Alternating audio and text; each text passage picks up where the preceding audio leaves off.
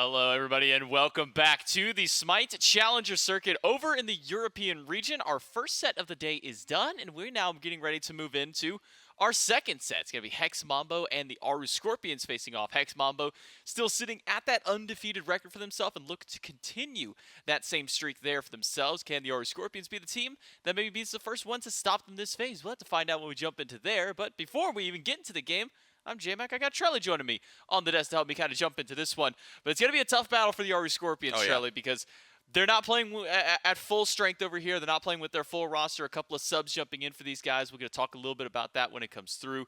But it's going to be a difficult task. We already know how powerful Hex Mambo as a team are. If the Aaru Scorpions to not be at full strength, it's going to make this a hard match. Yeah, I think that's an excellent point. No one's been able to take on the Mambo and Aaru Scorpions with a new roster. I mean, I guess not a new roster, but a temporary roster. Definitely going to be a tough climb, but we've seen that Hex Mambo can bleed. They've dropped some games here and there every once in a while, so maybe that's the mindset for the Aaru Scorpions going into this matchup. Trying to establish some early pressure, maybe see what they can do. Because the Hex Mambo, they're a team that love playing late game, so maybe hit them when they're in the early. Yeah, Maybe so. Could be the answer to try and take on Hex Mambo. We will take a look at the schedule and the standings, though, so you can see what you got planned for today. All of today is going to be EU, and then tomorrow, whenever we come back, it'll be all North America. Our first set of the day complete. The Niflheim Wargs able to find themselves a 2-0 over to Styx Ferryman. We jump into set number 2, Hex Mambo, Aaru Scorpion, and then we'll close our day out with the Highland Ravens and the Gilded Gladiators. Taking a look at the standings, and as we said, Hex Mambo still that number 1 seed, still undefeated so far this phase. Right behind them, though, the Highland Ravens. We'll get to see them in the final week of play, if I'm not mistaken, out there. So week 5, it all comes down to who's going to be the number 1 over at that point. Aaru Scorpions currently sitting at that 2-1 record, so at least a chance for them to at least break even if with a loss here, or could potentially take that number 1 seed away if they can at least put a loss there in the column of the Hex Mambo. Yeah, that would be pretty solid. So if the Aaru Scorpions take that set there, then of course it's going to prove, it's going to shake up the whole standing. That's exactly what you'd want. But either way, I think a tall ask, as you've been saying, because the Hex Mambo, they just play such a consistent brand of Smite. They have always been keen to play more towards the late game, but it's one of those things where most of these EU sets, because of the EU style in this bracket, they're usually going to that late game, right? The games they rarely end before like 25 minutes plus, something like that. Yeah, and Hex Mambo are definitely no strangers to a play style like that. I mean, we look back at Masters 1, Masters 2 even, and then as the regular season goes through, Hex Mambo are definitely a team that play towards the later stage of the game, but also not a team that's a stranger to the early game. I mean, this is a team that's become a little bit more active in the early game, kind of gives me almost shades back towards old teams like Belt Slap and Elysium, where, sure, they can go to the late game. They can definitely have that late game style, but they're also sometimes not afraid now, especially now, I would say, this phase and towards the latter half of phase 2, where now it's a team that is willing to fight a little bit early on if they need to, if they feel that they can win with the composition like so. And sometimes that's all you need in order to throw some of these other teams off, because a lot of this region is used to going for those later power farms. Yeah, I think that's a good point. They have been heating up here as of recent, probably just feeling themselves in the confidence of being the number 1 seed, or at least tied for the number 1 seed currently, but even last phase, we're looking real solid as well. So a little bit of that, right, where you're just like, okay, maybe we can. Of course we're confident in our late game, but we can get active early if we really want to, just because we don't want to be sitting back on our ankles, waiting for that time. So I do imagine that's sort of the mindset here from the Mambo. They feel extremely confident in every single matchup they've been up against. So if they can find early pressure, they might as well. And up against them is going to be the Aaru Scorpions. Couple of subs playing on this roster, so I'll go over those real quick. In the jungle, Aprillium going to be stepping in the place, and then for their hunter role, Ogrebury going to be jumping in as well. So for the Aaru Scorpions, not playing with not just 1, but 2 subs out here is definitely going to be a little bit difficult to go against Hex Mambo. But Charlie, this is something that we've kind of talked about, with the SPL. Whenever you make roster changes, whenever you're trying to either find an identity or you're playing with an unfamiliar one, get these guys on something comfortable, but maybe even just get these guys on something that you can kind of run it down a little bit earlier on. Get something that you can try and establish an early pressure, because the later the game goes, the more coordinated you have to be as a team when these team fights come through. So if you can find something that can win out in 20-25 minutes, might be your best shot to trying to find a win.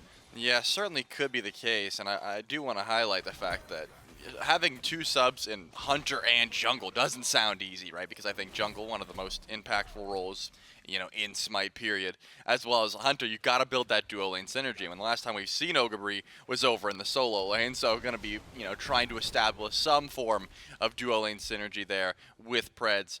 Gonna be, I'd say, a little difficult. Probably one of those things that you would need some more time to get used to, but you don't only have that time. So as you said, get them on something comfortable, get them on one of those picks that that they can just go for, and hopefully that's going to be the case, right? As long as they're playing up to their full strength and just like on something comfortable, they should be just fine in that regard.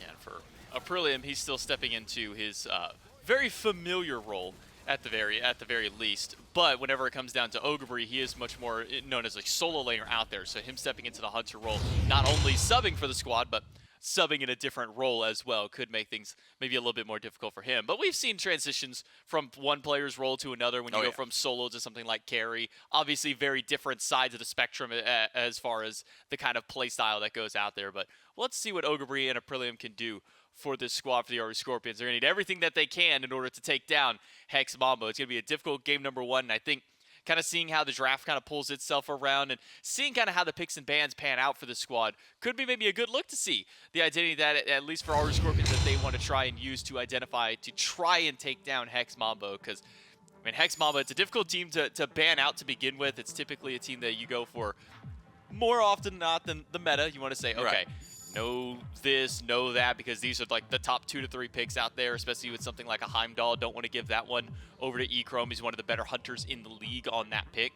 So for now, at least it will be some bans coming out by Hex Mambo in what we consider the top tier out there. Hades, top tier solo laner, a Muzenkab, top tier mid laner. No surprise seeing those banned out. Yeah, I'm surprised that we're not seeing anything sent towards Trix, but maybe just at this point they've realized you can't ban out Trix Tang. I mean, he's got too deep of a god pool over in that support role. The Vulcan.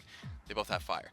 He's going to be taken away there for Hex Mambo, or I guess by Hex Mambo from the Aaru Scorpion. Just a pick that brings a lot of pressure. One of the few mages at the moment in the mid lane that has been really running the show, so probably smart call to take that one away. And actually just going to grab that Ymir, leaving open the Kabrakan, of course, but probably something they're fine with. Get some pressure in that dual lane.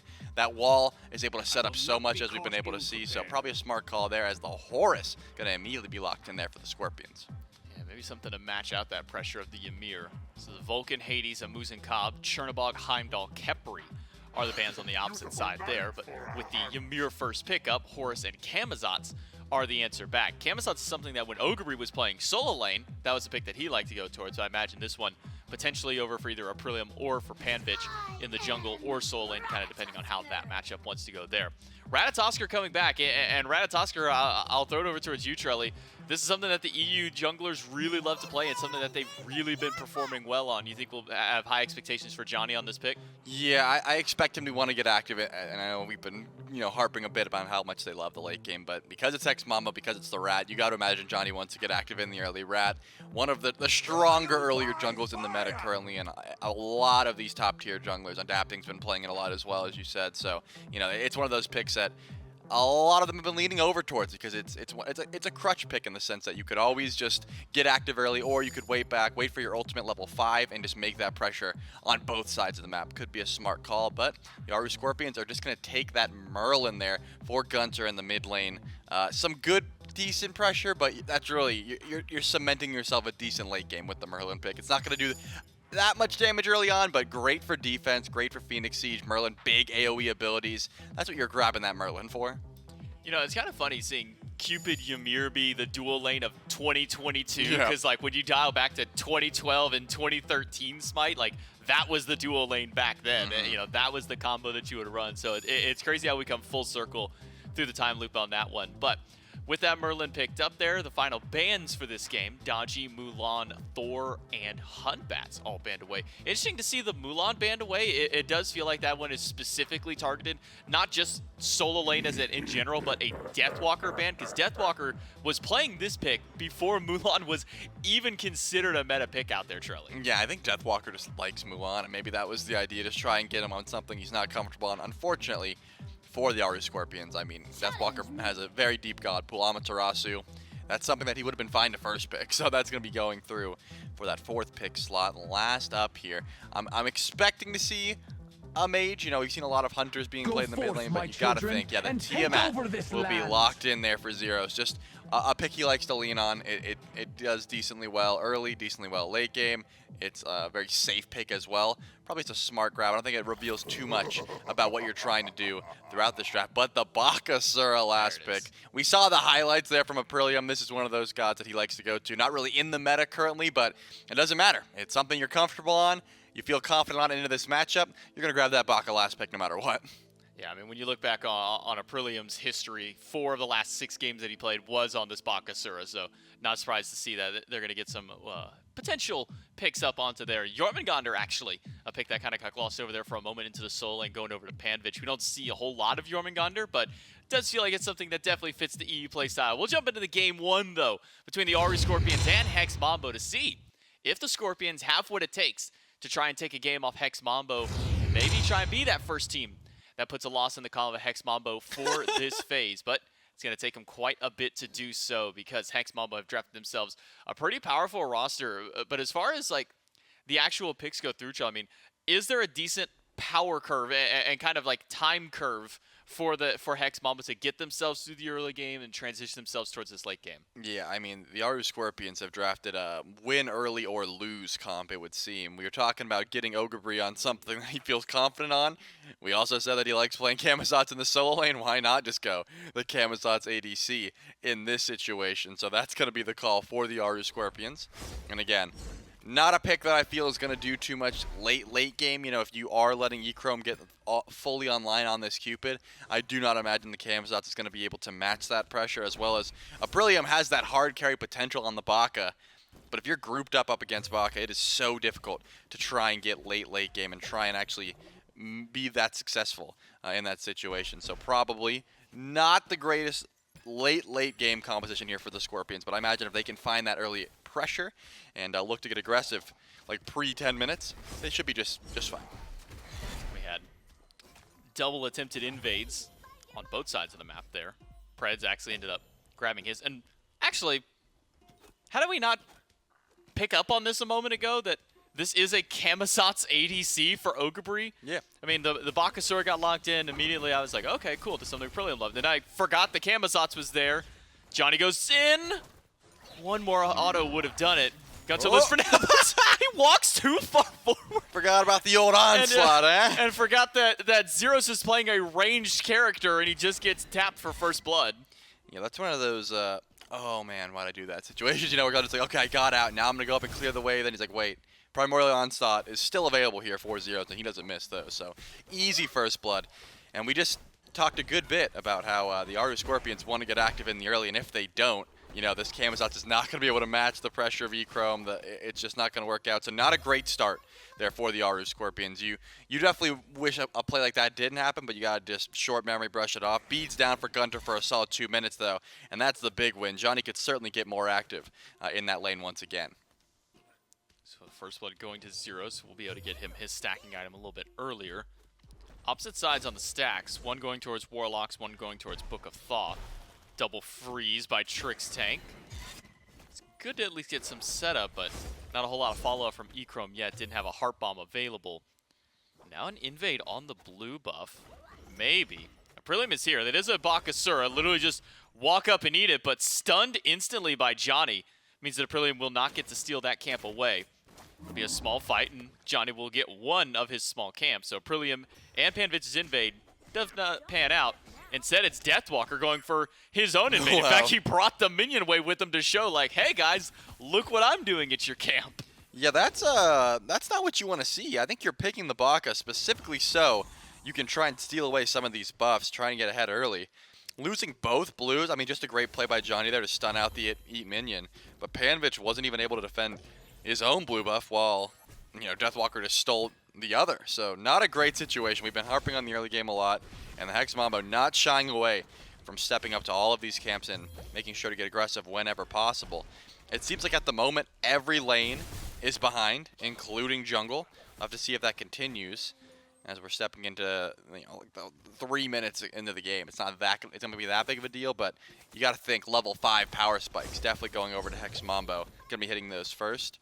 Still, though, I think there's a bit of aggression here to be had from Ogabri and Preds. I mean, that's the reason that you go a frenzy on the Horus, right? Just in case you can find like an early pressure off a fracture, a good stun from Horus. Certainly something that could set up some aggression over in that duo lane. Leaving with the first blood, going over to Zeros and on to Gunter. Does not seem to have stopped Gunter's farm game. He's able to hit level 5 around the same time as Zeros this time around. But Trix Tank staring off into the jungle. Not sure what he was looking at there. 1,000-yard stare. I was thinking, okay, wait, is Johnny like secretly rotating back over and I don't realize it, but no, Johnny's on the opposite side of the map. It is Book of Thoth for Zeros already picked up, so he'll get to start stacking that one a little bit before his opposition Gunter for that Warlock staff. And with about a 800-900 gold lead early on, Hex Mambo definitely have at least some of the early momentum in there, but Aprillium on the Bakasura has the opportunity to try and get a little bit more active there now that level 5 has been hit by both of the junglers. And I'm curious where that pressure is going to be put. Fields of Love used to clear the wave. And now Deathwalker trying to go for a blue buff invade once again. Silence is out. And in a 2v1, this man has done it yet again. Stolen yet another blue. I mean, Aprillium, you gotta stop relying on just the E minion. Like, that had to be the call there, right? Just silence into instant confirm there for Deathwalker. I assumed that the Regurgicate would come out from the CC immunity just to put a little bit of pressure in. Now Trix Tank gonna drop the Shards of Ice to convert the purple buff over for E-Chrome as well. Just unrelenting aggression as well as no fear. I don't think the Hex Mambo are going to be retreating at any moment in this game thus far. I mean, they've just been stepping up to absolutely everything here. So we'll have to see how that does continue. At the moment, a solid 1k gold lead, climbing ever so slightly, about 1.2k at this point. I imagine, like, you're not looking at Gold Fury this early on, but certainly a Pyromancer on spawn in could be the case, especially with Deathwalker on Amaterasu. Just so much DPS onto these objectives, especially with the lead that Hex Mambo's built up for themselves so far. I'm sure Gore's got a stat on like what earliest Gold Fury is this year.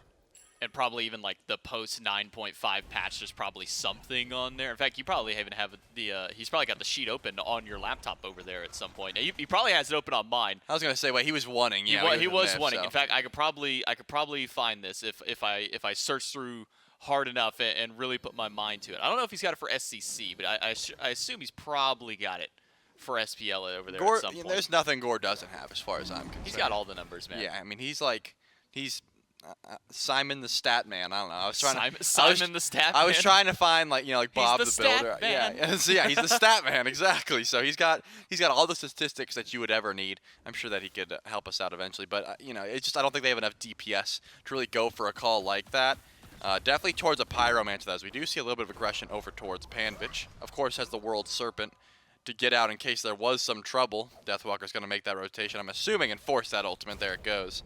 And a possible blue buff, once again being invaded, but Aprillium does go for the Eat minion. This time, Panvich will get that one, but you ulted into, assuming just death here, right? Yeah, Panvich is done. The dunk in from Johnny is good enough to make sure that secures the kill onto Panvich. Soul Laner goes down for the first time this game, and Deathwalker still just eating pretty over on this Amaterasu. 1-0 for himself, 0-2 for Johnny on the Rat.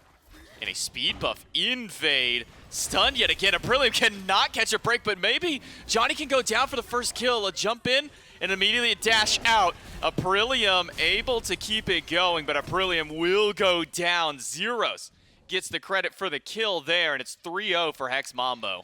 I mean, this is one of those ranked games where I'm slamming F6. When there's 4 at my speed buff at 7 minutes into the game, that's one of those situations where I'm like, guys, we're doing something wrong. If 4 people can get to my speed and we're not getting any farm elsewhere, that is not a situation that I would like to be in. But I will say Aprillium sort of picked into this. Like, the Baka does not get too much pressure unless you're consistently being able to invade those buffs. We've seen how the invades have been going. Just so much CC on the side of Hex Mambo, making sure that Eat Minion just cannot confirm these buffs. You'd think of it as like a buff execute, but with the silence from Deathwalker, the stun from Johnny, and of course Trix Tanks rotating in, it's just instant confirm. There's just not enough farm on the map to try and get ahead in this situation. Notably though, Gunter has been able to stay relatively even level-wise in mid, just 1 level behind Zeros, as well as Panvich, despite just falling there, also sitting at level 9. Gonna be a bit behind XP-wise, I'm sure Deathwalker hits 10 on this wave, whereas Panvich probably won't, but could be worse, right? Only down a solid 2K at 8 minutes. Once those objectives start spawning in, might climb a bit higher if you can't defend those.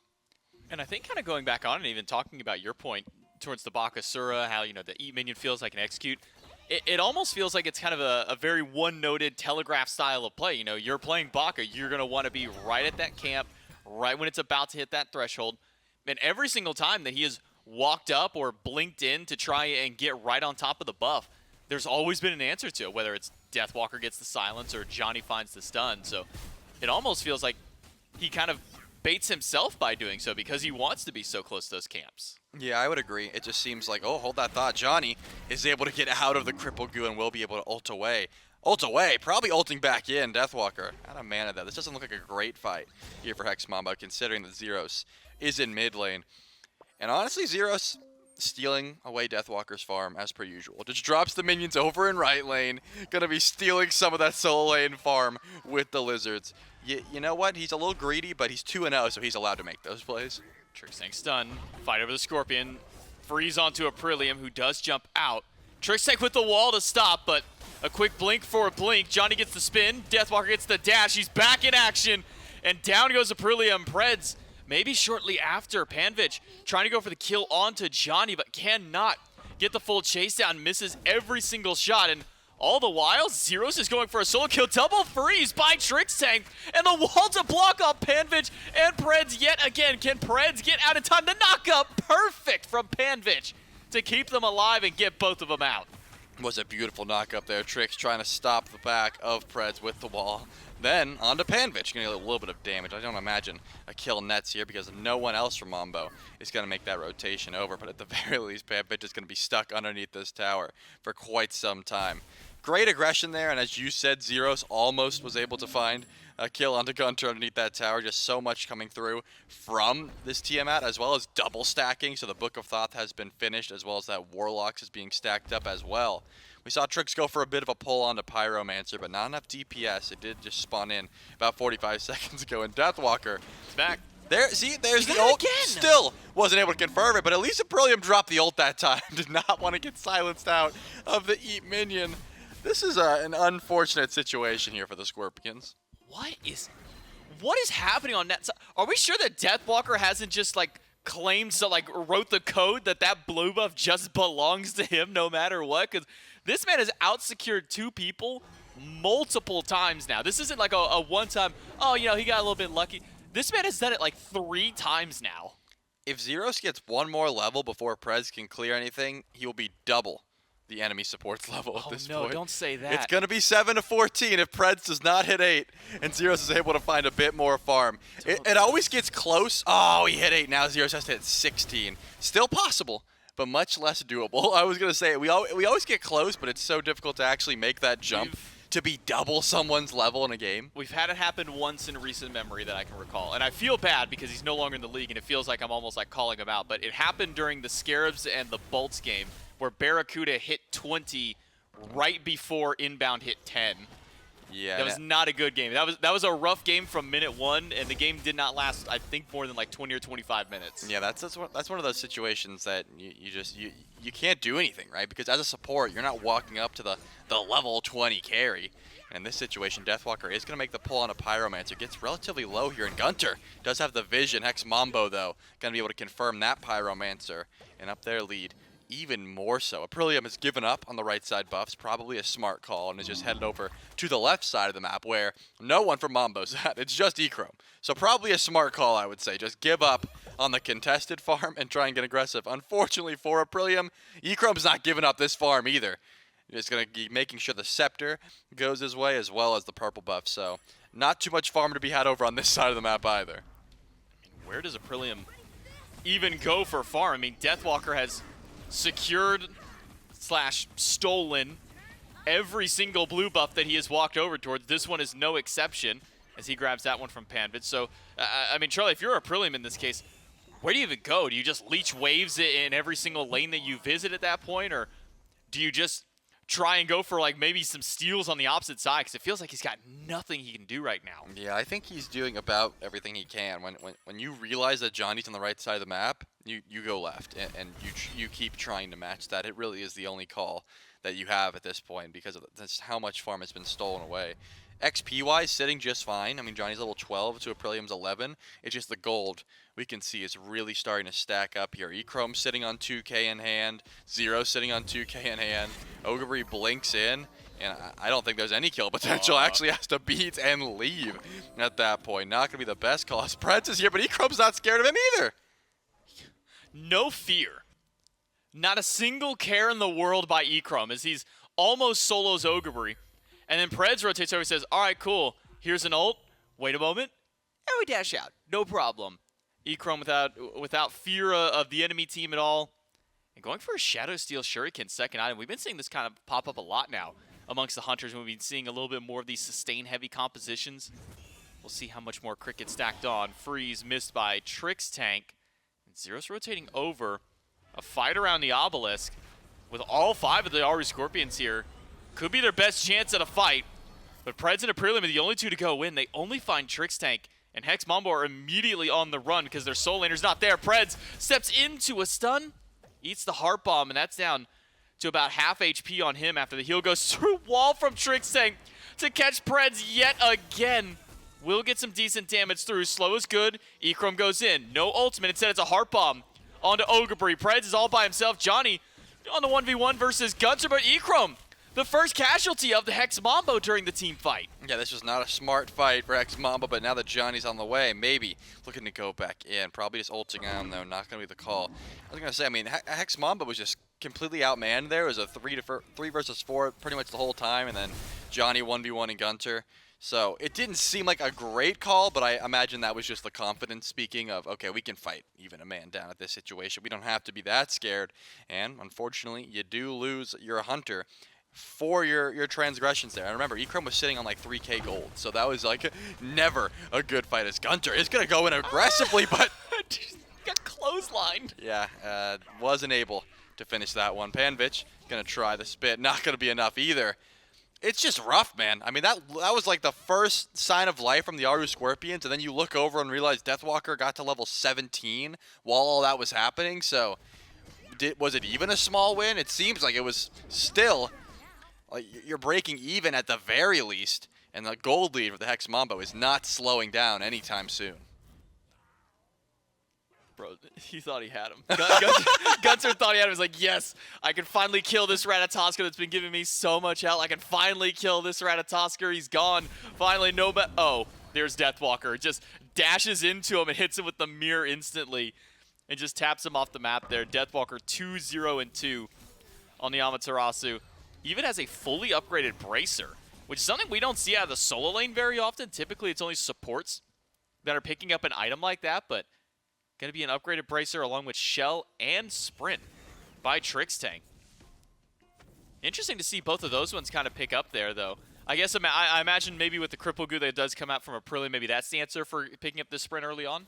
Yeah, I think just a smart call to be able to sprint the team out or sprint the team in this situation. Deathwalker does make the rotation over Aprillium. Going to be in a bit of trouble. I don't even think Deathwalker's taken damage yet, and that's going to be the full channel of Regurgitate. Johnny should be on the way as well up into the tree, and Aprillium's got to try and get out. Johnny's not going to let it happen. Panvich, can he get something going for the team? Does find a double knockup, but Fields of Love catches out one. Sprees onto Panvich. The Jormungandr is gone himself. And now, with only Gunter and Ogre left alive, they're going to fire. Hex Mambo will rotate themselves over to Fire Giant, 5-man strong, and should be able to take this objective with little contest. This is before Gold Fury and before, I mean, the Pyromancer's still up at this point. Wait, have they not taken either of them yet? I saw a little bit of a scrap around Pyro. I think, yeah, it did go down. But besides that, this is a very early Fire Giant attempt. But this is what you have to watch out for when Amaterasu's in the game. Just such DPS, such quick farm to be able to go down. So that's going to be a 17-minute Fire Giant. And not retreating anytime soon are the Hex Mambo. They're going for the right side tier 1. Probably going to take the tier 2 in the process. Why not? They've got plenty of Gola, but they also have no fear. We've been talking about it pretty much this whole game. I don't think there's a single person on Mambo that is worried, you know, about dying at any point. Relics available, relics not available, it doesn't matter. If you've got tanks near you, you're probably sitting just fine. Tier 1 and 2 on right lane go down swiftly to Hex Mambo, and they only had 3 of their players with them there at that time. Deathwalker? Okay, he didn't steal that one. I was about to say, if he was going to steal that one away, that would have just been, in my mind, that would have been my mental final nail in the coffin. It's like, all right, I can't even get my own Scorpion while they're taking towers on the opposite side. Now there's a Trebuchet pushing up mid to help Zeros out with that tier 1 tower that has come through. He's actually backing and stopping the Trebuchet in its place for a moment, but now it'll make its rotation through down the mid lane. So for the Aaru Scorpions, where do their successes come in these next few minutes? Boy. I mean, they're, they're 9,000 gold down, only 19 minutes in. It's not a great position, but is there anything that can kind of help bring them out of the trenches a little bit? I mean, unfortunately, they went for an early game composition and lost early game. Their comp does not get better. I mean, E-Chrome is only going to be hitting harder, critting more. Zeros is only going to be one-shotting more. Their one hope is that Gunter is able to do just a ton of damage to some of the tanks that have been diving too far, but no Obsidian Shard available. Brillium is going to be forced into the beads and the jump out here. It doesn't look good. I just think outdrafted from the start, and it doesn't help that they were not able to get this Bach off, you know, to a good start either. I mean, I saw Deathwalker hit 20 when Pred's at 11, close to doubling the levels once again. It does not look too good. The Aaru Scorpions have to focus whoever's getting hit by the Phoenix, and at the moment, that left one went down so effortlessly. Pred stun, Heart Bomb. Needs to pull it away from the other 4. Aprillium drops ult, Ogrebree goes in, and so does Panvich, but the crits are flying through. Ogrebree forced up into the sky. 2 down already. Preds makes it a 3rd, and with Ogrebree all by himself, it's a double for Deathwalker. Panvich walled off, frozen, and dropped down. Triple kill for Deathwalker. And game number 1 in just over 20 minutes. Hex Mambo have commanded this game. Yeah, I mean, I could have, like I said, I think right when the blue buffs were invaded, I could tell how this game was going to go. Because you just don't win with Baka Camazotz from behind. It just doesn't happen. If those blue buffs go successful, Aprillium gets a lead, is able to use that lead, you know, regurgitate, find some early ganks. It just didn't happen. It was an early game slighted composition that never got to, you know, actually get up and running. Unfortunate there for the Scorpions, but the fortunate part is you can sort of say, okay, we lost that one from the draft. Let's go into game number 2 with a completely new plan. I mean, I'd throw that one out and start looking towards late game. Certainly something they could do a lot better than what just happened. Yeah, we'll see if there's some adaptations made by the Aaru Scorpions. Game number 2 coming up in just a few moments, so stick around. We'll be back after this break.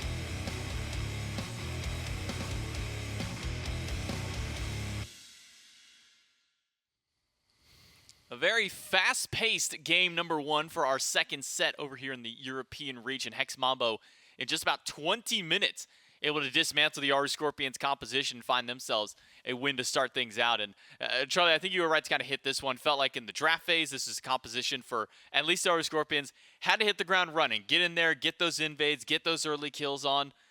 But unfortunately for them, they're the ones who are getting killed early. They're the ones who are getting invaded consistently. And well, they weren't able to get the ball rolling for the Scorpions. Hex Mambo would take game 1. Yeah, they were able to get 1 kill, I believe. Yeah, 1 on E-Chrome.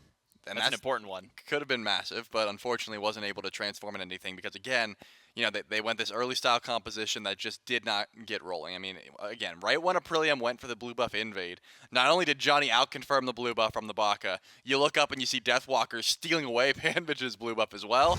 It just did not look like the rest of the game was going to be going too well from that moment. And of course, you know, Gunter getting out and then stepping back into the Primordial Onslaught also didn't help.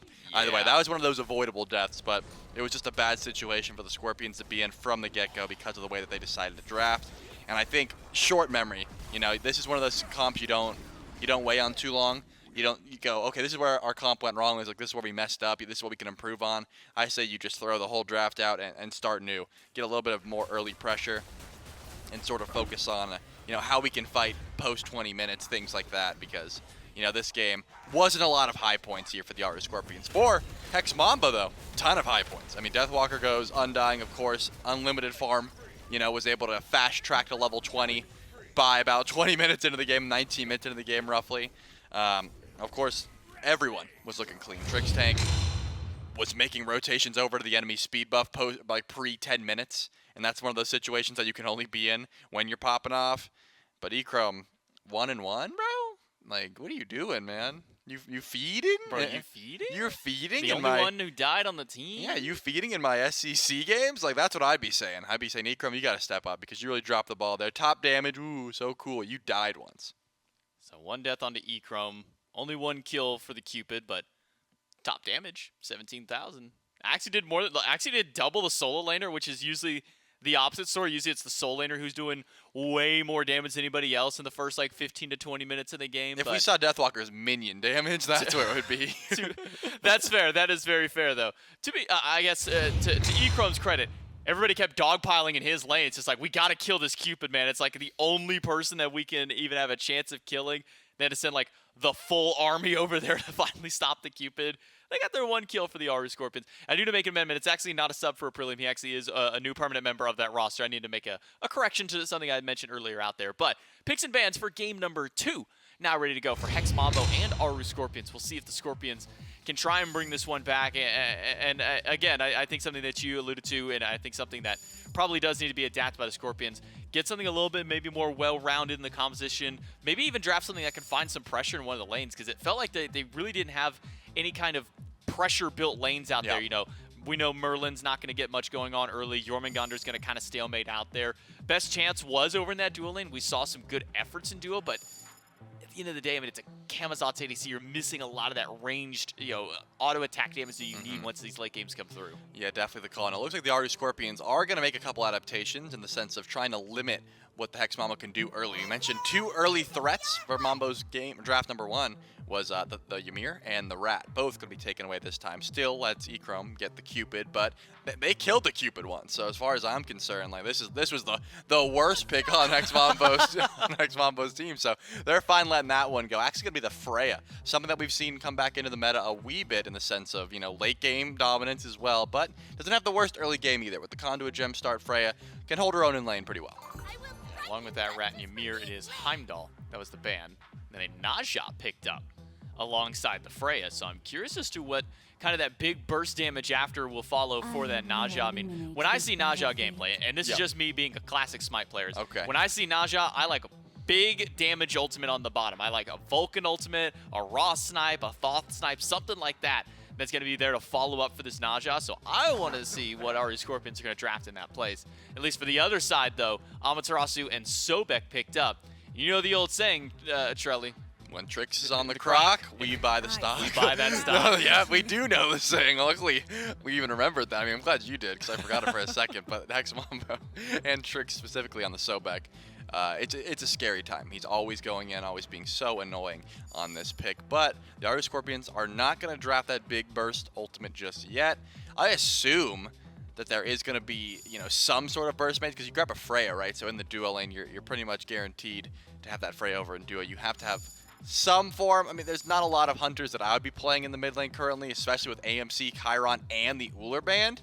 You would think, right, when the Naja comes through, Kukulkan is still open, things like that. Unfortunately, the Vulcan's banned, but not going to be grabbing that yet. They're just going to take the Yemoja for themselves and save that mid lane pick, you assume, for last. Yemoja, and then bans through lots in the jungle by Aaru Scorpions, the Wheelish Thor, a couple of hunter-specific ones by Mambo, by taking the Uller and the Chiron. Set picked up. Now we've been seeing, at least in the SPL, Set going over towards mid lane quite a few times, but we also know that Johnny does like to go towards this style of pick. Set never really feels like a Zeros kind of a god. This feels like a Zeros god through and through. Oh, yeah. So Set for Johnny in the jungle. How do you kind of feel about the pick over in that position? I love the Set. I honestly think it doesn't have too many bad matchups. It's just one of those picks that really does well in most cases, as long as you're able to hard carry, as long as you have dive with you. And with a Sobek and Ama, we know Hex Mambo has that dive. The Scorpions are going to grab Neath in that last slot. So still decent burst damage. If you can time the Windfire Wheels, backflip, and then hit the Spirit Arrow off the end of that, you should be able to one-shot, especially if you have some itemization online. It's all about who are you hitting with the Windfire Wheels, and can you consistently get beads down. Looking at Hex Mambo's team, Cupid and Set don't have any CC immunity there. They're going to love holding on to those beads. So I think Aaru Scorpions have some ways to try and get active in the early. We'll see if the Scorpions can get active early this time around for game number 2 between Hex Mambo and Aaru Scorpions. Hex Mambo with the 1-game lead in the set. A win here will close this one out and keep them on their undefeated streak. Aaru Scorpions definitely want to grab this one to bump themselves to 3-1 in the standings, or at least give them another opportunity to bump themselves to 3-1 with a tie-up of the game earlier on. I was actually looking back through some of Trix Tank's stats in different gods. 70 games, this will be game number 70 on the Sobek for himself. 84% win rate with that many games played. Nice. I think the more interesting one, though, is, Charlie, how long has Yemoja been meta? Like how long have we been seeing Yemoja picked and banned within, top 3 almost all the time? I would say since she became available So for pro what, play. like year and a half or so? I was going to say Almost 2 years, yeah. He's played 6 competitive games of Yemoja. He finds her boring. Only 6 games that he has played. I'm glad, because honestly, I find her boring myself. wild. Not to watch, but to play, to pilot Yemoja. I love playing Yemoja. You just throw bubbles, man. What's wrong with bubbles? You just get your SpongeBob cosplay on. Yes, I do. Get my Bubble Buddy out there. Well, I'm down with that. If I actually could create Bubble Buddy, I would play Yemoja all day. But unfortunately, I don't know. She's all right. But I can see Trix likes to get aggressive. Trix likes to W key in with the things like the Bacchus and the Sobek. So just doesn't fit his play style. And you know what? I can see it. Doesn't scream Trix to me. No, this definitely screams Trix Tank. A god like Sobek, even Ganesh thrown in there, like these very aggressive, in-your-face style of gods that are just going to constantly W key. And he's been able to at least net Ecrom a little bit of space in this lane. Preds, no Omi to his name. Currently sitting. Ooh, did he just miss Heart Palm on a wave? Yeah, I think Trix Sickening Strike the minion, and it was 1 HP, and it pushed it just a little bit back. And so no clear coming from Ecrom this time around. You gotta do this. You gotta do this the old-fashioned way, Ecrom. 1 auto at a time. And this is what I'm talking about, Ecrom. I mean, just the WVP, the worst pick on the worst valuable player right now. Died once in game 1, missing Heart Bomb in game 2. The LVP. Yeah, really needs to step up the ball game here. I'm just not seeing the value. But Brillium is hiding behind the corner. Going to be immediately spotted out though, and it doesn't look like. Yeah, it doesn't look like Mambo are scared of this. They're actually stepping up when they saw that one extra member of the Scorpions showed up to duo lane. So losing out on the Interceptor, yes, but not too afraid to try and get active over in duo lane, even with that Naja making that early rotation. Deathwalker going to be under tower for a little while, such as the nature of going up against a pick like a Bellona. Until you get that Golden Blade, Alma not really the best clear. Mid-camp skirmish. Brilliant gets the stun onto Johnny, but Johnny is going in. A dash in by Zeros. Wow.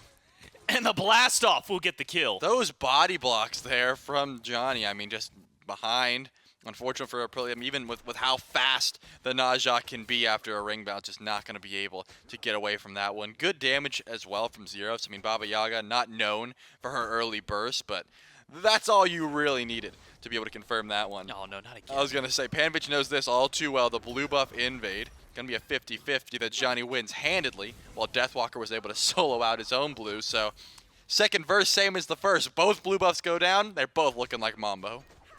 Man, Panvich just cannot catch it. I wonder, aside from first spawn, because we rarely ever see the blue buff invade on first spawn. I don't think we've even seen it in a long time. We've seen it before, like I think once or twice, but I wonder how many post first spawn blue buffs Panvich will get this set. I don't even know if he got any last game. I mean, Deathwalker was consistently proxying and standing at that blue buff, so I believe we can net him two buffs just off of, you know, the first one, and then I'm sure he got one later on. Okay, so we can keep count. So we'll give him at 3 total for the set.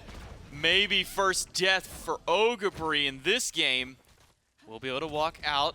Ooh. Blink not available for Trickstank at that moment, was left in combat, so he couldn't try and close that gap there. So a good stun by Preds will make sure that killing that lane does not go the way of Hex Mambo. Yeah, beautiful stun there from Preds, making sure that, you know, keeping Ogre alive a bit longer, and more specifically holding on to those beads. Freya without beads could be in some trouble, especially if Johnny wants to make that rotation over to that dual lane and try and put some pressure, considering where the Aaru Scorpions are in lane, underneath their tower.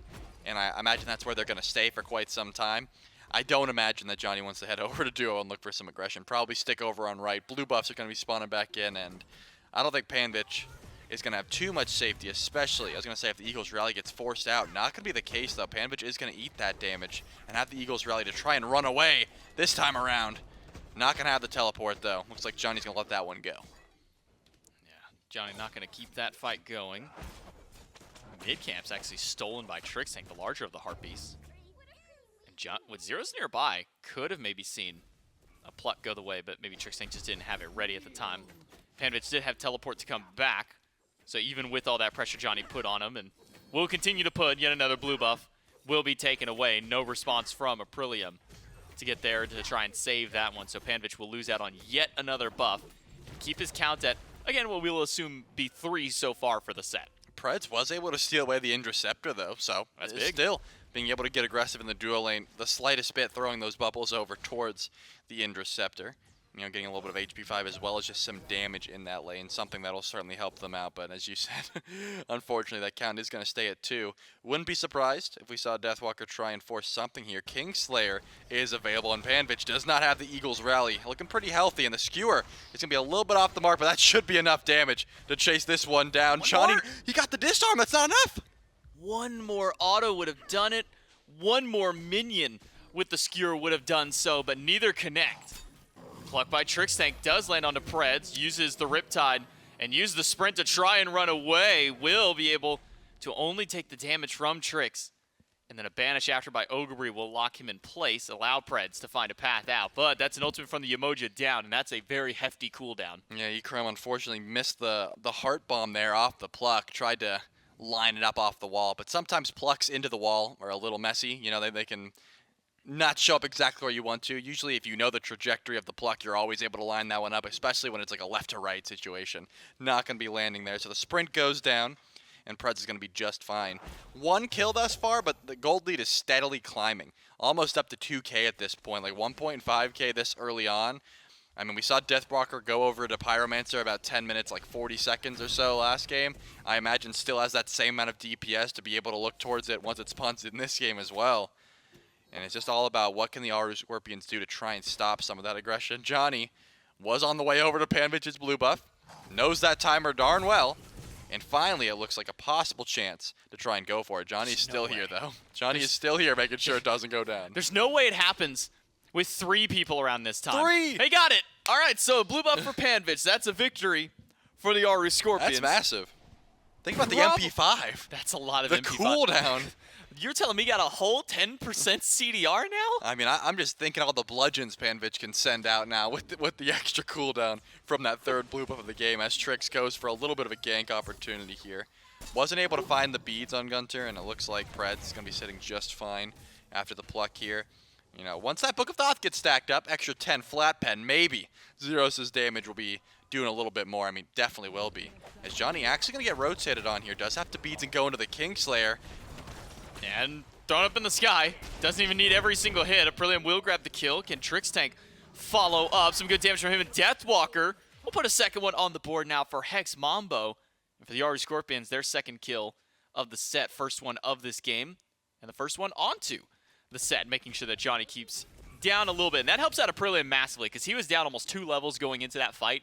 So now able to kind of shore up some of that discrepancy between him and Johnny. Definitely at least a big boon for him, even though he goes down. Yeah, definitely. And because Johnny's beads are down, I want to see Aprillium look for Johnny once again. I mean, especially with World Weaver, like Gunter has not sent out that ultimate just yet, and Preds was able to steal away the red buff. These bubbles have been on point from Preds, making sure to steal away everything that Hex Mambo wants to go for. Trying to find a River's Rebuke onto E-Chrome. Here comes the World Weaver as well. We'll just get the beads down, and now that Trix has made the rotation, possible aggression here from the Hex Mambo, but this isn't going too well. E-Chrome is going to have to dash out. Trix Tank needs a path, finds it. Whoop, just off the mark by Ogre. Splits the uprights in that regard. So no kill on the opposite side, and, well, Johnny's not done. Johnny calls for a fight and nearly wins that one, though Deathwalker, critical HP himself. Blue buff spawning back in. But it's... Whoa. What? What was that damage? I mean, you gotta juke one of those. I mean, you can get hit by the skewer, you can get hit by the clone, but you can get hit by both, bro? Aprillium did not have the juke shoes on. Unfortunate for that one, and Johnny. I was like, oh, surely he's fine, no yeah, problem. he's like, if he hits the skewer, I'm fine. If he hits the clone, I'm fine. But if he hits both, you're definitely getting 100 to 0. I mean, I got 100 to 0 there. He was at like 30% HP. Like he was barely at a quarter. All right, he got one shot in that situation. I don't care. Johnny steals away the speed buff. Pred's not going to be able to confirm that one, but is going to need some juke shoes here to try and get out from the rest of the damage. Here comes the Sprout, going to get the Kingslayer, and Panvich not going to be able to catch up. Eagles Rally not available, and Johnny's out of there. Early Sprout, Sprint Root, Entangling Wings, whichever official phrase you want to call them by. The Sprout is just the more fun name. Oh no, we go with Sprout, and I don't even explain myself anymore. I expect that everyone knows it. Like when I say Tusky, people don't go, wait, Trelly, did you mean the Caledonian Boar? Like, did you mean Artemis's ultimate ability? Yeah, like they just know at this point. So I just assume that's the case, and it's kind of like Meatball. Everybody just knows. Yeah, exactly. It's called like Magma Bomb, right? Yeah, but no one calls that. When the meatball comes through, you know that's Vulcan 3. I think I've called it once. I think I've called it Magma Bomb one time, and I think it was last week during a cast. We do have a pro buff invade. Fields of Love dropped by E-Chrome. Johnny on the run. Ogre missing out on a few autos. Does hit one of them, but now has run out of those pulse shots. Ooh. Ultimate hits E-Chrome. Stun does not. And with the body blocks by Trix Tank, should be enough for the Hunter to path themselves away. Yeah, not the greatest situation, but it looks like Preds is going to attempt to go for the steal. Not going to grab it this time around, and actually, maybe some aggression towards Preds. One more Riptide should be enough, but E-Chrome is going to get aggressive here. Dashes into the River's Rebuke, takes a bunch of damage, but here comes Aprillium. It's all a bait for the Naja to show up.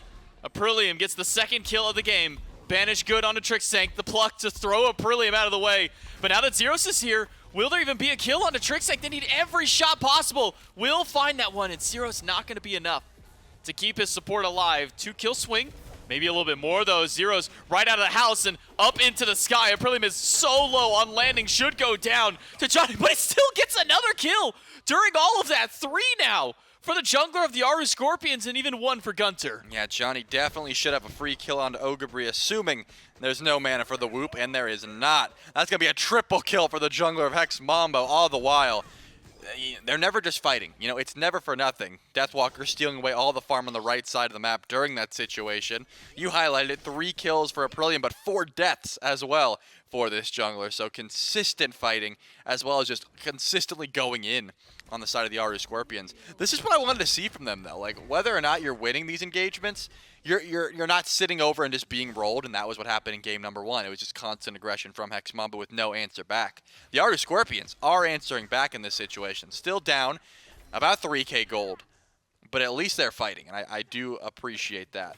And I think because Zeros did lose the beats there, Aprillium has another decent target. As long as Preds is able to be there, like he's been consistently trying to set up, and Gunter has the World Weaver available, I wouldn't be surprised if we saw more aggression towards the mid lane, just around Zeros, until about 100 seconds wears off and those beats come off cooldown. Trix ain't gonna sit himself right by the mid camps, wait for Zeros to show up. Can Preds get another steal? No, he's way too late this time around. It's like, can he find another one? He's gotten, what, like 3 this game? Something like that? He's been able to take away from them. But for now, Preds on the emoji at level 9, keeping a much better pace this time around. Unfortunately, for the Aaru Scorpions, even though Panvich has only gone down 1 time, Deathwalker's only gotten, actually Panvich hasn't even died. He's gotten a single assist and has been sent back to base at least once or twice. Deathwalker has a 2.5 level lead just because of how much fighting has happened on this left side. We've seen Deathwalker constantly rotate over towards these speed buffs. We'll see if another invade maybe happens. Johnny gets the teleport over the wall. Ultimate does hit Zeros. Up in the sky he goes. On landing, will have ultimate and Aegis try and keep himself alive. Goes to the home sweet home, but the shield is already gone. The house has come crashing down. Trix Tank all by himself. Johnny throws out a skewer to slow things down, but a banish hits Trix Tank. A Riptide, not going to be enough to deter Trix Tank. He'll find his way under the tier 1 tower.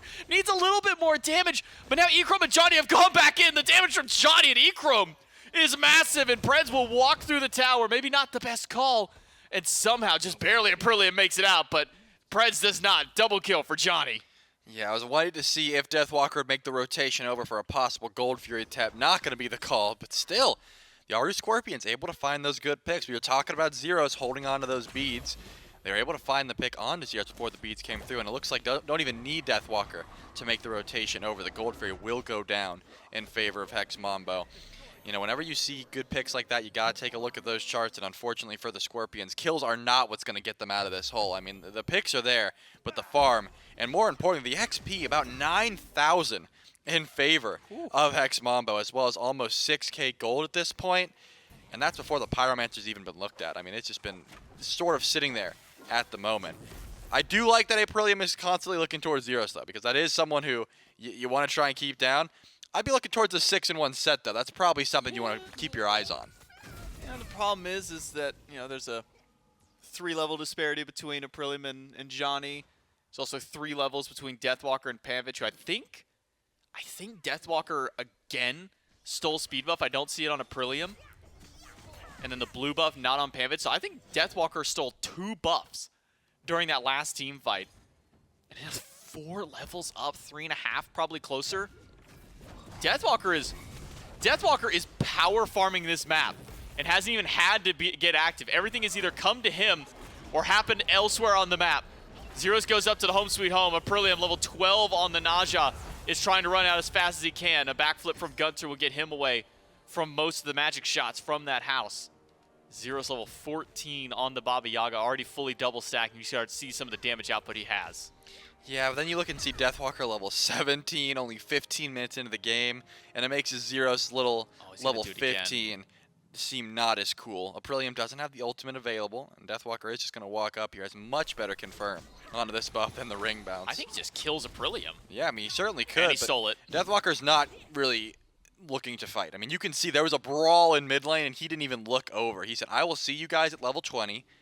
Do not bother me before then. Like, here's my phone. Call me if you need me and don't need me. Deathwalker will rotate over and help Johnny kill Aprillium at the back camp. 7 kill streak here for the set.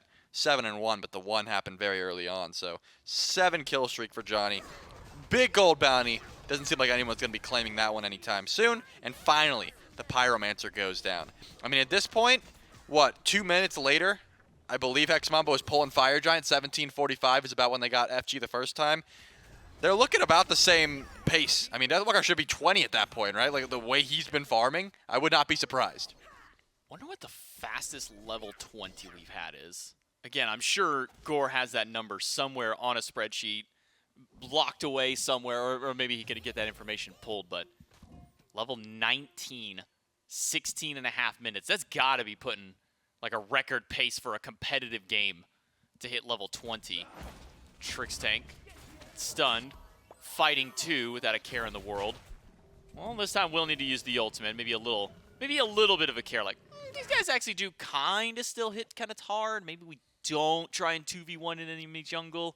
So he'll back away for now.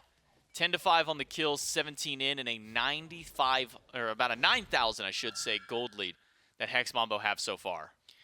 Can I see the net worth charts? Like, how much of that is just Deathwalker. And it looks like Johnny is not going to be letting Preds get out of here. Good pluck in from Trix Tank, but the juke shoes on Preds is going the other way. Unless another teleport comes in from the set, not going to be the case. Yeah, Deathwalker is... 2,500. Yeah, that's going to be a solid bit ahead at this point. Deathwalker, Oh, he's 20? yeah. When did he? 17, 20, give or take. That's when Deathwalker hits 20, and now should be able to use that Dazzling Offensive to force out the Windfire Wheels. We got to be looking at a Fire Giant pull here shortly.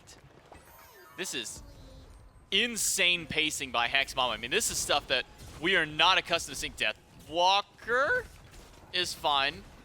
Walks out. No, maybe he's not. Riptide, River's Rebuke, tower goes down, and a stun.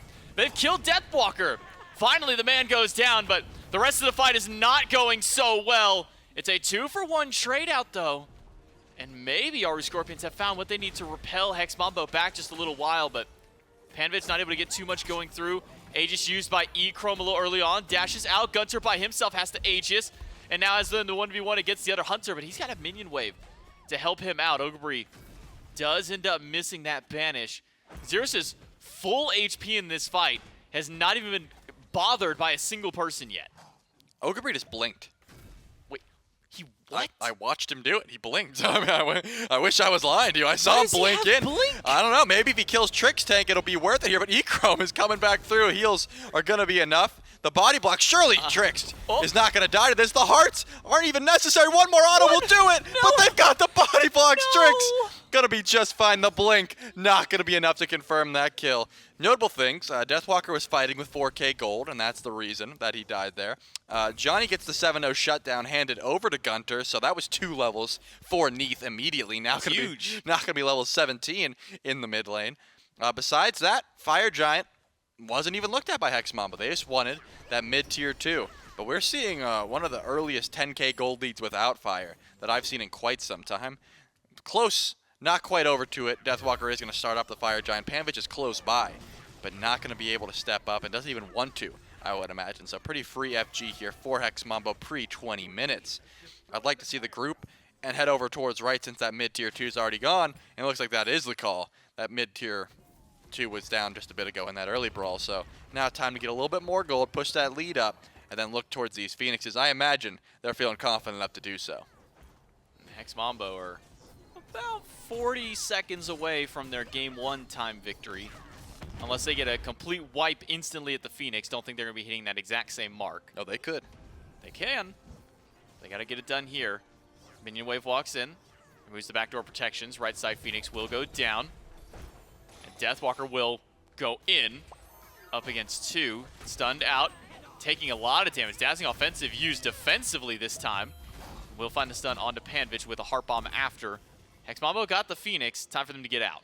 Dazzling Offensive used defensively. Call that Dazzling Defensive. True. And that's what Deathwalker just did. Because he just wanted to not die. How long were you holding on to that one? I mean, you just said it, so I...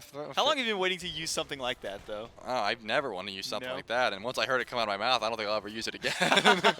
I mean, if you said it, it would have been good, but because it was me after you had already like set me up for it, then it just became much worse. And I think that's... I think it was still good. Well, I appreciate that. Hopefully, I don't ever have to re-chat and they won't tell me their opinions on the matter, but at least we're going to see the full grouping of Hex Mambo over on the left side of the map. One more tier 2 tower is still standing.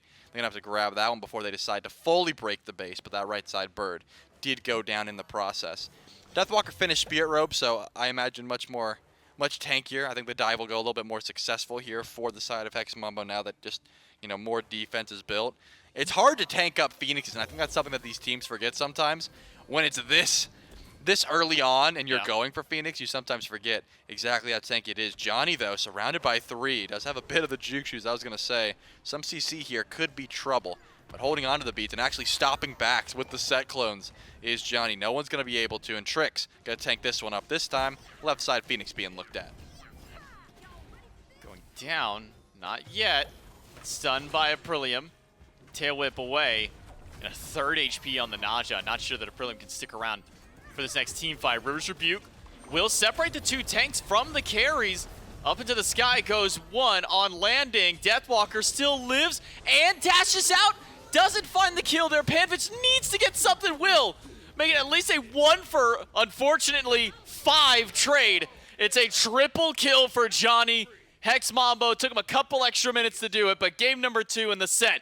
Going to be going to the EU powerhouse. Yeah, I didn't want to jinx it, but I was pretty sure Aprillium ulting Deathwalker there saved Deathwalker's life. I mean, it was a beautiful River's Rebuke. Deathwalker was tanking up Phoenix, but the second he got banished, the Phoenix aggro switches, and then he's able to walk out. Unfortunately, E-Chrome dies once again, but that's pretty much what happened game number 1, right? E-Chrome dying, and then the Hex Mambo prospering. Johnny had the cleanup, and that set was looking real clean. Not only was Deathwalker power farming the map very similar to game 1, but this set was constantly going in after the fight and just cleaning up doubles, triples, another triple, just so many multi-kills here for the set. It just didn't seem like there was too many answers for it. Aprillium, I do have to give some credit to, was able to find the Windfire wheels and find those picks much more than in game number 1. I like it a lot better than the Baka, but still wasn't enough to take on the Mambo. Definitely much more active in game number 2 out of the Aaru Scorpion, specifically as you highlight out of Aprillium, making sure to find some early rotations, get some early kills through there, and find more than, unfortunately, just a single one. He was able to find multiple kills for himself there. I think 4 or 5 to kind of close that game out there. The rest of his team able to get some nice setup to get going there. So signs of life out of the team out there, but unfortunately sometimes when playing with the sub, again with Ogre there stepping in for the solo lane, not as familiar with the role, maybe not as familiar with some of the characters out there to go through, but still at least a little bit more fight back, and it's something that we asked from them in game number 1 was to get some fight. We saw those adaptations in game 2. I think that the Blink tech, though, is something that these SPL ADCs need to tap into. The Blink Freya could be kind of sleeper OP. The Camazot's ADC we've seen before, but again, not going to find too much pressure, especially from behind. But I got to give props to at least trying it right. This is one of those situations where you probably recognize your team's getting rolled over, and you need something unconventional to find some pressure. It almost killed Trix once, so if it worked once, that would have been enough for me. Since it almost worked, I'll give Ogre the credit. You know, you tried to try something unconventional, almost netted you a kill. And again, very difficult situation to try and take on the Mambo right now. They are looking red hot, especially with a sub. Props to the Aaru Scorpions. Good show from them. Also, I got to highlight in that last, that one little clip of Johnny getting the kill onto Ogre, and then Johnny walked past like 7 or 8 archers and some melee minions, just left him for his hunter. Way better than me. I get that kill, I'm taxing that entire wave. Oh yeah, I'm that taking it for wave's myself. gone. That wave's going even before the kill. No, like, I'm grabbing that wave, I'm grabbing that kill. I might even take the next wave while I'm there just to tax it, because like, man, look at all this work I did, but... I might drop your purple buff and say, don't worry, I got it for you. They were going to invade it. Yeah, their ghost was going to take the buff away. They were going to scare the buff to death, but... Yep.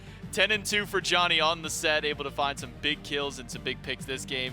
3-2 for both Zeros and E-Chrome. Deathwalker, who was like not a part of the game for the first 17 and a half minutes, does the least player damage on the map. No surprise again. But Probably that gold per minute, though. That is actually crazy. 677 GPM. I've seen Shinto hits well over 700, though, so he's still got a ways to go before he's touching All right, that. well, here's the difference, though, is Deathwalker is locked to, like, a single side of the map there.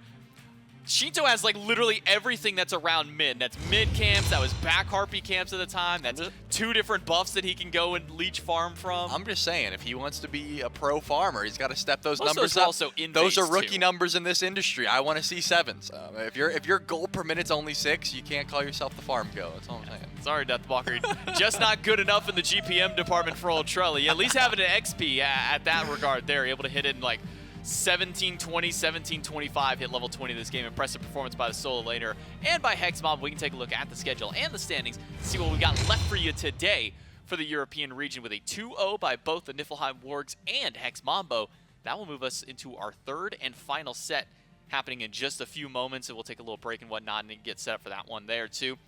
And then after that, the standings, well, that will allow Hex Mambo to keep themselves up at the top of the charts for themselves. And then Highland Ravens and Gilded Gladiators will be our third and final set of the European region today. Remember, only 3 sets today. We're going to take care of all of Europe, and then 3 sets tomorrow, same time, tune in 11 a.m., where we hit North America and knock out all 3 of those sets. But with the standings, Hex Mambo keep themselves at the top 4-0. Only other team undefeated still remains the Ravens, which means that, for me, Charlie, next week might be some of the best games that we're going to watch when it comes down to it, because you'll have Hex Mambo versus Highland Ravens. Hey, yo. Potentially, I still say potentially, because we still have one more set to go with the Ravens and the Gladiators.